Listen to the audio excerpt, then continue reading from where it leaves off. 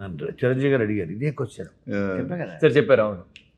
ఏమని ఎవరు రోజున మన శ్రీకాంత్ కొడుక కాదన్నయ్య కోర్టు మనం ఇంటికి వచ్చారు కదా వాళ్ళు పిల్లలు కరెక్ట్ అబ్బాయి పేరు కూడా రోషన్ కదా ఇంకో రోషన్ కూడా ఉన్నాయా అని అంటే సుమ్మ కనకాల కొడుకు కరెక్ట్. ఇంతమంది రోషన్లు అయితే ఆడియన్స్ కన్ఫ్యూజ్ అయిపోరా అన్నాడు. మరి ఎవరి ఐడెంటిటీ వాళ్ళకి ఉంది కదా అన్నయ్య. సరే ఓ పని అన్నాడు, శ్రీకాంత్కి చెప్పు నేను చెప్పానండి శ్రీ రోషన్ అని పెట్టుకోమను అన్నాడు. శ్రీకాంత్ కొడుక్కి శ్రీ రోషన్ అని అని సజెస్ట్ చెయ్యి.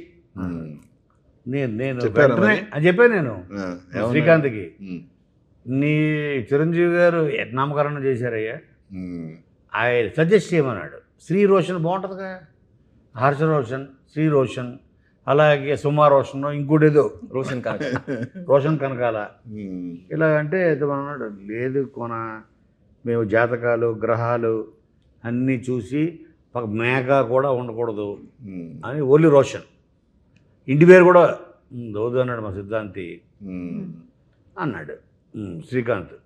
సరే నీకు ఇచ్చారు సజెషన్ తీసుకుంటే తీసుకో అనేసి అవునులే పాపం, ఎందుకంటే ఆ పట్టింపులు ఉంటాయి కదా బాగా.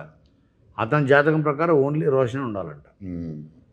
అలాగా ఆ రోషన్ గోల్ అయితే ఉంది.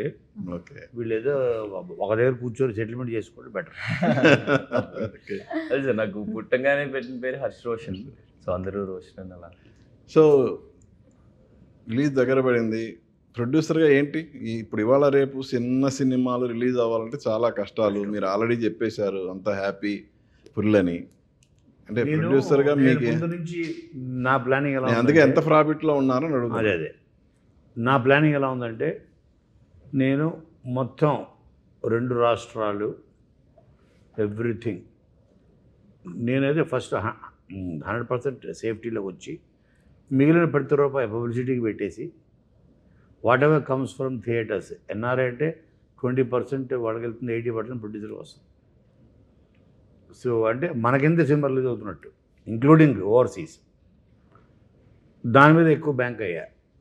సో ఇప్పుడు నాకు లాభం లేకపోయినా పర్లేదు, బట్ 100% సేఫ్ అవడమే గొప్ప. ఆ సిచ్యువేషన్ అది కూడా చూపించి మనం చేసాం ఇది. సో ఆ రకంగా ఐఎమ్ లక్కీ అని చెప్పాలి.